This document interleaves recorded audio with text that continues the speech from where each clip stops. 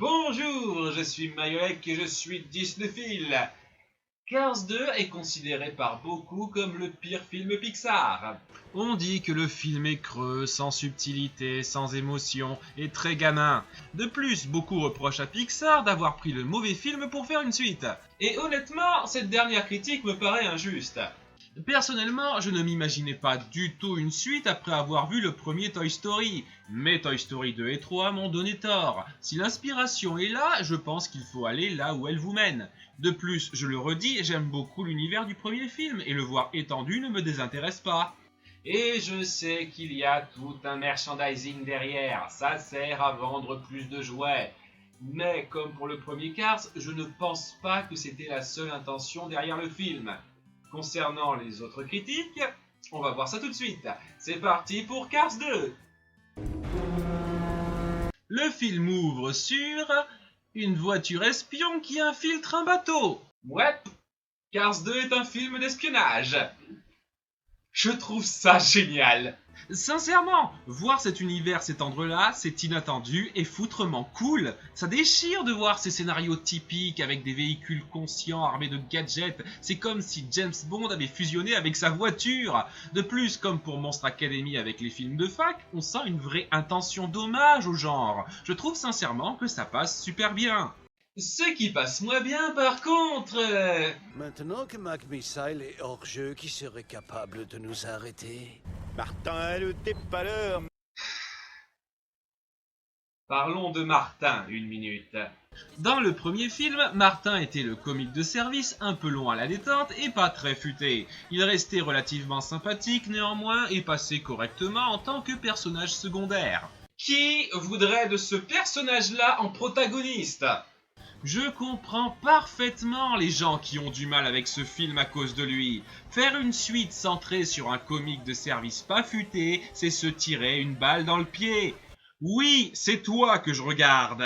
En fait, j'ai même l'impression qu'ils en ont honte sur la jaquette. Regardez, Martin apparaît au second plan et au dos, il apparaît que sur une vignette sur 3, alors que c'est le héros.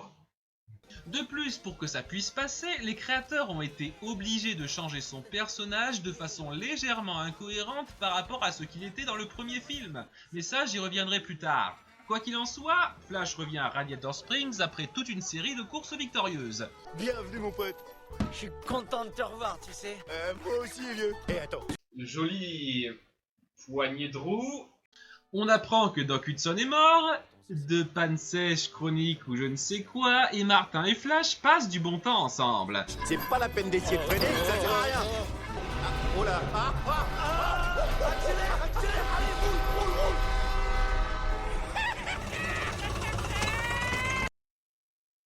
J'en connais un qui a besoin d'une petite thérapie. Il a les joints qui fument. Je me disais justement que je me ferais bien un petit dîner tranquille. Hein? Avec Sally, Martin. Sally et moi, en tête à tête. Oh. Non mais juste pour ce soir. Oh, le pauvre Martin peut pas traîner avec son copain. Quand est-ce qu'on revient aux espions? Et l'heure du dîner entre Flash et Sally? Bonsoir. Tu sais que tu frôles la limite de la psychopathie, là. Martin le dépanneur, je suis votre serveur. Serveur, dépanneur. Marrant celle-là, non hein? Hilarant. Un peu de silence, mon émission commence. Ce soir, dans le Meldorado Show. Aux informations, on apprend qu'une voiture philanthrope, Axelrod, a créé un nouveau carburant écologique, la linole. Le pétrole, ça coûte une fortune. La pollution s'aggrave chaque jour et n'oublions pas que c'est une énergie fossile. Fossile, comme les dinosaures. Et tout le monde sait comment ils sont finis. Les dinosaures ont existé dans cet univers? Ou bien c'était des sortes de camions-bennes géants? Dites-moi, il est arrivé quelque chose aux dinosaures? Il organise une course pour promouvoir la linole et le coureur italien vient casser du sucre sur le dos de McQueen, qui n'est pas présent. Martin appelle la chaîne pour prendre sa défense. Bon, alors moi j'ai qu'une chose à vous dire, monsieur San Francisco. Martin. C'est que McQueen, il vous laisserait sur place à chaque tour. Tourner en rond, c'est tout ce qu'il sait faire, non? Bah non, bah aussi. Je vais vous rassurer un peu, il est beaucoup plus supportable au bout d'un moment. Mais il reste vraiment lourdingue dans les 30 premières minutes. Bref, Flash finit par intervenir pour rattraper le coup. Ce sont des mots bien forts pour une voiture qu'on sait si fragile. Oh, pas si vite, McQueen. Pas si vite, t'as dit? Alors c'est ça ta devise? Ouh, snap! Il est donc engagé dans la course après ça, et toute l'équipe se rend au premier circuit qui se déroule au Japon. Et notre espion s'y trouve également. Oh, bonjour. Bonjour. La Volkswagen Carman Guian n'a pas de radiateur. Parce que son moteur est refroidi par air. Parfait. Je suis l'agent Shiftwell. Je me l'imagine trop dire ça à une douzaine d'autres voitures avant lui. La Volkswagen Carman Guian n'a pas de radiateur.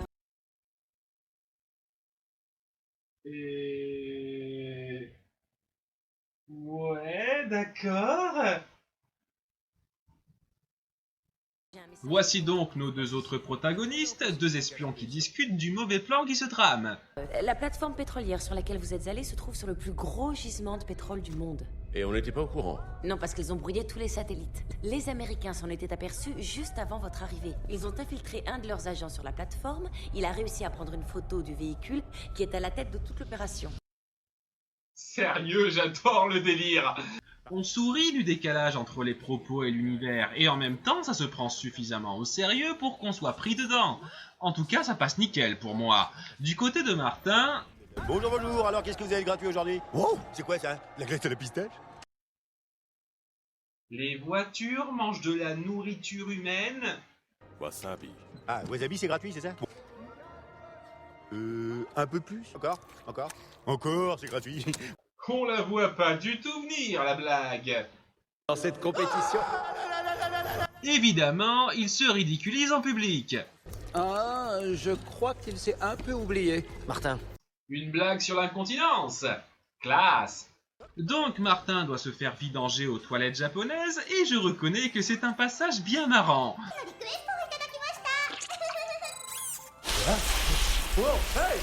Mais au même moment et au même endroit, l'agent américain qui devait retrouver les deux autres espions est découvert. Il passe alors en douce son fichier secret à Martin, donc l'espionne le prend pour l'agent et Martin lui dit le bon mot de passe par pure coïncidence. La Volkswagen Carman Guian n'a pas de radiateur. Bah bien sûr, c'est parce que son moteur est refroidi par air en fait. Oh, parfait. Non, mais y a pas que la Carman Ghia qui était dans ce cas-là. Après, si la réponse à donner est logique comme ça, ce genre de confusion est un peu voué à se produire. Il faudrait qu'on trouve un endroit plus discret. Dites donc, vous trouvez pas que c'est un peu... hein? Oui, vous avez raison. Impossible de savoir si le terrain n'est pas miné. Via un quiproquo, ils se donnent rendez-vous le lendemain et c'est justement le jour de la première étape.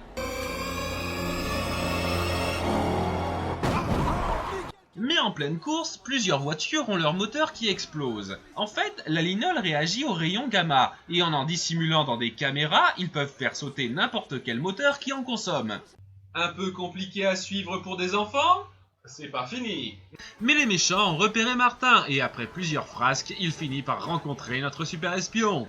Finn McMissile, service secret de Sa Majesté. Martin tout court, service technique. Vous savez que moi aussi je fais du karaté, non, sans blague, hein. C'est pas pour me vanter, mais je suis même ceinture noire de sécurité. Ouais. Vous êtes suivi.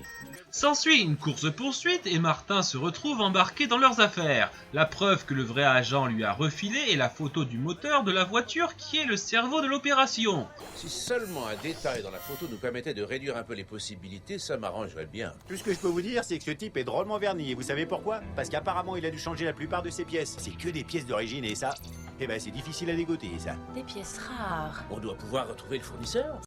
Je vais être sincère. Même si je trouve qu'elle est amenée de façon bien forcée, j'apprécie la dynamique entre Martin et les agents.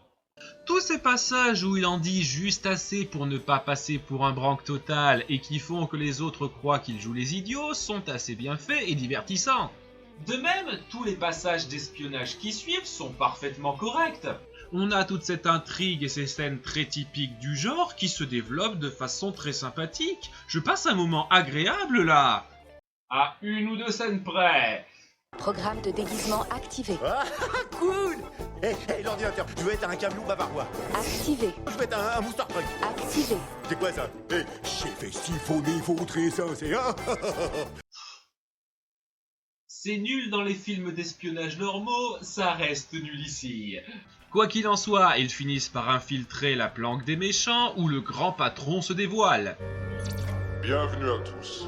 J'aurais aimé pouvoir être parmi vous pour cette journée exceptionnelle. Au sens littéral. Ils dévoilent aussi leur plan. En explosant les moteurs qui roulent à la linole, ils veulent effrayer les voitures des carburants renouvelables et avoir la mainmise sur le marché de l'essence grâce à la grande plateforme pétrolière qu'ils ont découverte. Difficile à suivre pour les enfants, hein? Eh bien, vous savez quoi? Je m'en fous. Oui, ce scénario est un peu trop alambiqué pour que les plus petits comprennent, et c'est même parfois un peu violent, donc je ne recommanderais pas trop ce film aux jeunes enfants. Mais, pour moi, l'histoire se suit très bien et elle est relativement prenante. Les motivations sont claires et logiques et ne me posent aucun problème en tant qu'adulte. Donc la linole est boudée après cette deuxième course, mais un coureur n'en dévore pas. Puisqu'on peut choisir son carburant pour la dernière course, vous, lequel allez-vous choisir? La linole. Quoi? Il a bien dit la linole? Flash McQueen doit disparaître. Bien sûr. Ah, la bonne vieille réplique cliché comme on les aime. Et malheureusement, nos deux espions se font capturer et la couverture de Martin est dévoilée.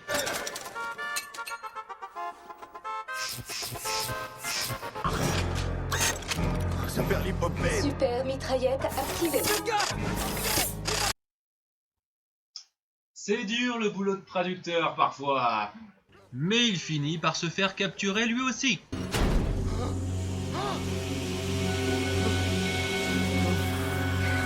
Quel genre de gaz endort les voitures exactement? Et ils s'apprêtent tous les trois à se faire tuer espionnage style à Londres. Ok, y a jamais personne pour surveiller Big Ben dans ces films-là. Et puis pourquoi est-ce qu'ils ne les tuent pas là où ils les ont capturés? En Italie? Enfin bref, le troisième et dernier circuit commence. God save the Queen!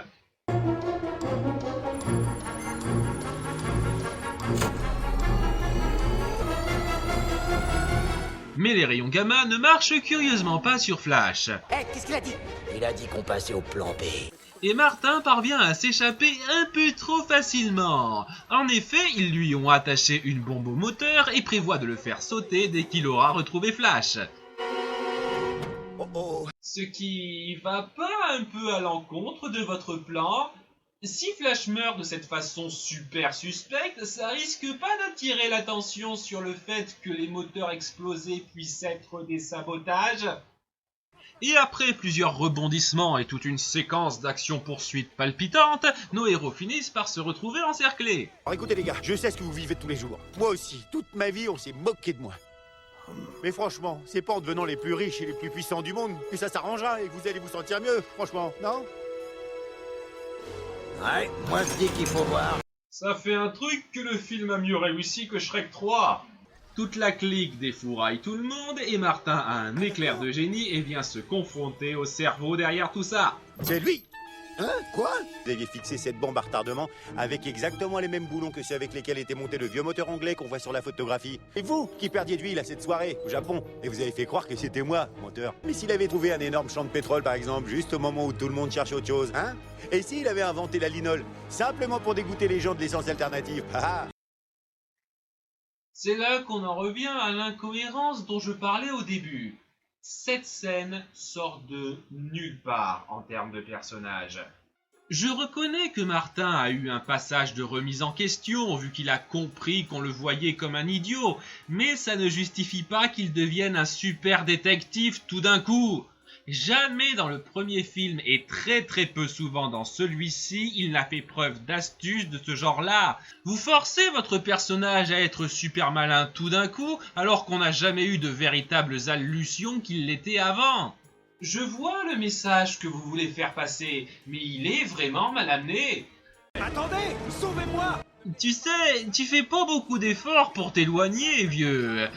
Désactivez! La bombe est désactivée.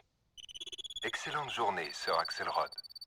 Donc tout est bien qui finit bien, Martin est un héros et il raconte ses exploits à Radiator Springs.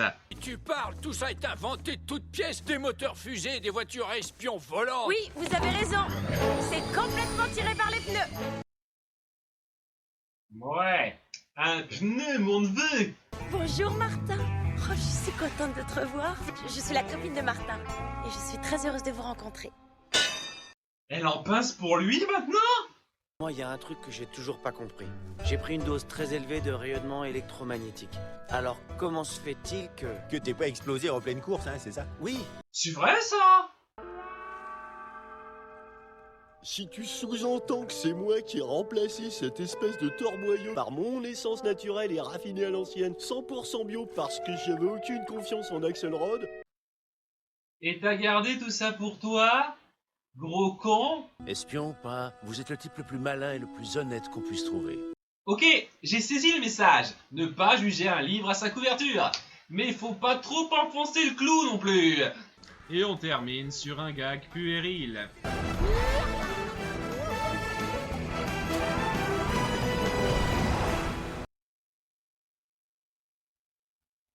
Est-ce que cet avion me fait du gringue? Ce film est pas trop mal, sincèrement. Je comprends les gens qui n'aiment pas ce film. L'idée de faire de Martin le héros est casse-gueule et la plupart des problèmes viennent de lui. De plus, chaque film Pixar peut se vanter d'avoir au moins un grand moment d'émotion. Sauf celui-ci. Il n'a pas réussi à me toucher émotionnellement comme ont réussi à le faire les autres Pixar au moins une fois.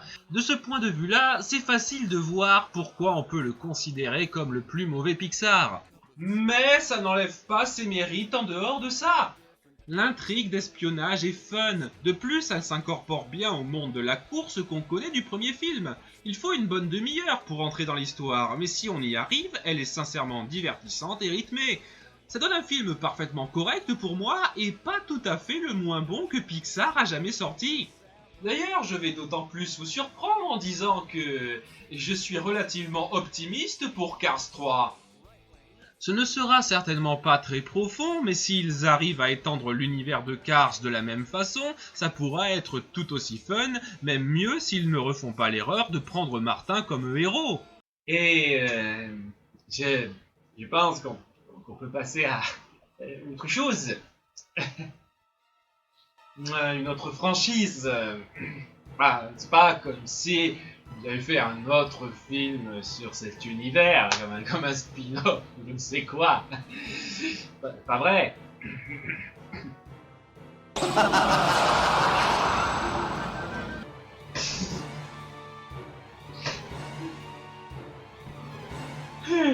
Merde.